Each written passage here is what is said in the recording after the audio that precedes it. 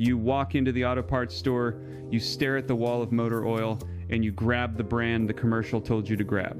The bottle costs you 40 bucks, the label screams synthetic and advanced protection, and you walk out feeling like you just did right by your engine. Here is the truth: you just got robbed, and the oil sitting in your crankcase right now might be the very thing wearing your engine down from the inside. You feel it already, even if you have not put words to it. The engine that used to purr now ticks a little on cold start. The oil change interval comes around faster than it used to. You are spending $300, $400, $500 a year on premium oil, premium filters, dealer service, and the engine still does not feel as strong as it did at 60,000 miles. And here is what nobody at the counter is going to tell you. Most people think the most expensive synthetic on the shelf is the best thing for their engine, but actually the marketing budget on that bottle is bigger than the additive package inside it. Most people think changing oil more often with a fancy brand cancels out the wear, but actually the wrong oil chemistry sludges your rings whether you change it at 3,000 miles or 10,000. Most people think the dealership knows best, but actually the dealership is selling you what their supplier contract tells them to sell you. And the frustrating part is, you keep paying more, and your engine keeps quietly losing compression, and nothing ever changes. In this video, I am going to show you the 7 motor oil brands you need to stop buying today. I am going to split this into the 2 distinct ways. Bad oil destroys your engine, the additive package failure, and the viscosity lie, and then I am going to give you the $3 option that the old fleet mechanics have been using for decades to push diesel engines past 400,000 miles without a rebuild. Part 1, the additive package failure. This matters first because this is where 90% of premature engine death actually starts, long before anyone notices a problem. Here is what you instinctively do. You read the front of the bottle, you see the API certification donut, you see the words full synthetic, and your brain checks the box. It feels logical. It feels like due diligence. But here is what is actually happening under your hood. Modern motor oil is roughly 70 to 80% base oil and 20 to 30% additives, detergents, dispersants, anti-wear agents like ZDDP, viscosity index improvers, and friction modifier. The base oil lubricates. The additive package is what actually keeps your engine alive. And here is the dirty secret. When a brand cuts costs to hit a price point or boost margins, they do not cut the base oil because that is measured on the label. They cut the additive package because nobody can see it. Some of the big name bargain brands are running ZDDP levels as low as 600 parts per million. When your older engine with a flat tappet cam needs at least 1,200 to 1,500 parts per million to keep the cam lobes from wiping out, your hydraulic lifters start ticking. Your cam loses lift, your compression drops 3, 4, 5% a year, and you have no idea why the truck feels gutless. The reframe is this: you are not buying oil, you are buying an additive package, and the bottle is just the delivery vehicle. So here is the correct approach. Simplest first.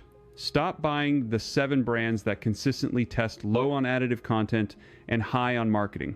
I am not going to name them like a hit list because the formulations shift, but I will tell you exactly how to spot them. Any oil that advertises heavy on TV but will not publish a full virgin oil analysis, walk away. Any house brand that costs significantly less than the major synthetics but claims the same protection, walk away. They are using Group 2 base stock and a stripped additive pack. Any oil sold in gallon jugs at the discount club with vague meets or exceeds language and no specific OEM approval like Dexos, MB 229.5, BMW LL01, VW 502, or API SP with the resource conserving mark, walk away. Look for oils with published technical data sheets, with specific OEM approvals printed right on the back, and with ZDDP levels you can actually verify. And the universal mini prevention tip: pull your dipstick when the engine is warm, wipe it on a clean white paper towel, and look at the oil. If it is jet black at 1,500 miles, your additive package is already exhausted and you are running on bare base oil. Part 2. Now this is a completely separate problem, technically distinct from the additive issue, and it is the viscosity lie. Because even if you buy an oil with a strong additive package, you can still destroy your engine if you pour the wrong weight into the wrong engine, and the wrong weight is exactly what the manufacturer is telling you to use on a lot of modern vehicles. Here is the universal mistake. The owner's manual on your late model car or truck tells you to run 0W20 or even 0W16. You trust it, you pour it in, and what nobody told you is that those ultra-thin viscosities exist for one reason, and one reason only, to squeeze another 1/10 of a mile per gallon out of the EPA fuel economy test. They were not chosen because they protect your engine longer. They were chosen because they reduce internal drag by a measurable 2 to 3% at idle and low load. And here is the catastrophic consequence that takes 50, 80, 100,000 miles to surface. That ultra-thin oil cannot maintain a hydrodynamic film between the bearing and the crankshaft journal when the engine is loaded, hot, and pulling a grade in July at 95 degrees. The oil film thickness drops below 1 micron, metal touches metal. You get microscopic bearing wear, you get cam phaser noise, you get timing chain stretch, you get the LSPI knock that snaps ring lands on turbocharged direct injection engines. By 120,000 miles, you have rod knock and a $4,000 rebuild quote on a truck that should have gone 300,000. So here are the methods. Cheapest first. Method 1. If your engine is older than 2011 and your manual calls for 5W30, run a genuine 5W30 with a strong additive package and ignore anyone who tells you to upgrade to 0W20 for fuel economy. The 2 miles per gallon you save will cost you a long block. Method 2. If you have a modern engine spec'd for 0W20 and you live somewhere hot, you pull a trailer, you commute hard, or your truck has more than 80,000 miles on it, step up to a high-quality 5W to 30 inches, the same OEM approval category. The cold start flow at 0W and 5W is nearly identical down to negative 20 degrees Fahrenheit, but the hot film strength of the 30 weight is roughly 40% stronger at operating temperature. Your bearings will thank you. Method 3. The most specialized for high-mileage engines over 150,000 miles, switch to a heavy-duty diesel engine oil in 5W40 or 15W40, something like a CK4 rated fleet oil. These oils carry ZDDP levels north of 1,200 parts per million. They carry massive detergent packages designed to handle soot, and they cost about $3 a quart at the farm supply store. The old mechanics knew this fleet diesel oil in a tired gas engine quiets lifters, cleans rings, and adds compression back over the first 3,000 mile interval. That $3 a quart oil is the same chemistry running in over the road trucks that routinely cross 400,000 miles on the original bottom end. Part 3. Prevention. Here is the one universal action that prevents both the additive failure and the viscosity failure from ever touching your engine again. Send a sample of your used oil to a lab for used oil analysis once a year. It costs about $30. The lab mails you a kit. You draw 2 ounces out of the drain stream at your next oil change. You ship it back, and 10 days later you get a report that tells you exactly how much iron, copper, aluminum, lead, and silicon is wearing off your engine in parts per million, exactly how much fuel dilution is in your oil, exactly how much life was left in the additive package when you dumped it, and whether your viscosity held up or sheared down. It works because where metals do not lie, the spectrometer sees what your dipstick cannot. The tool is a simple sample pump and a prepaid lab kit from any major used oil analysis service.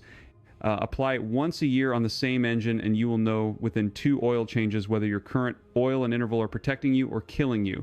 That $30 test will save you from a $4,000 rebuild every single year for the life of the vehicle.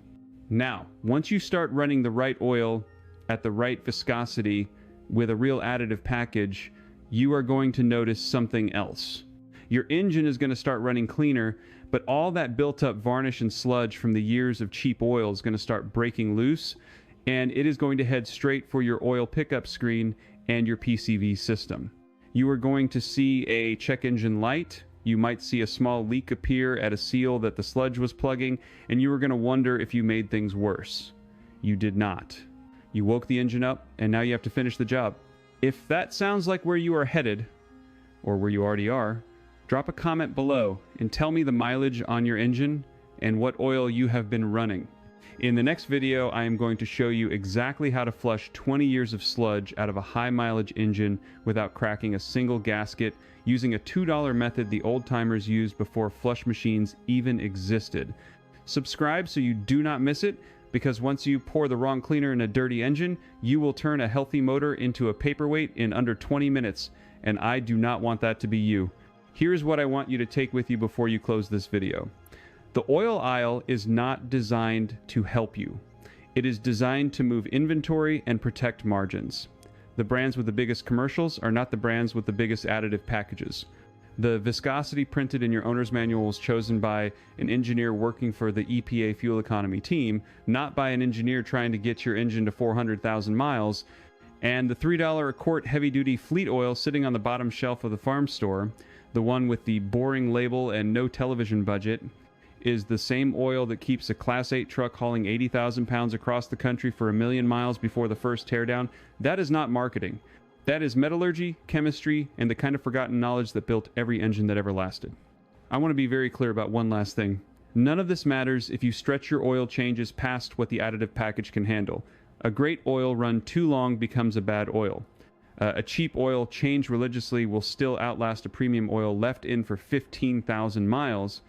The number that matters is not the number on the bottle, it is the number on your odometer between drains, and that number should be set by your used oil analysis, not by the dealer's service writer trying to sell you a package. Pull the dipstick, smell the oil. If it smells like gasoline, you have fuel dilution and your rings are not sealing. Rub it between your fingers. If it feels gritty, you have wear metal suspended in the oil and your bearings are talking to you. Look at the color on a white paper towel. If it is opaque black before 3,000 miles, your detergents are saturated and the sludge is starting to drop out of suspension and onto your cam. The old mechanics knew this. They did not need a lab to tell them an engine was sick. They knew it by the feel of the oil on their fingertips, by the sound of the lifters on a cold morning, by the color of the smoke on a hard pull. You can learn that same instinct in about 6 months of paying attention, and once you do, you will never walk down that oil aisle the same way again. You will skip the $40 jug with the race car on the front. You will walk straight to the boring white jug with the API CK4 donut and the OEM approvals printed in tiny letters on the back. You will pay your $3 a quart, and you will drive home knowing that the engine under your hood is finally getting what it was built to run on. That is how you get to 400,000 miles. Not with a miracle product, not with a secret additive, with the right chemistry, the right viscosity, the right interval, and the discipline to ignore everything the commercial told you to believe.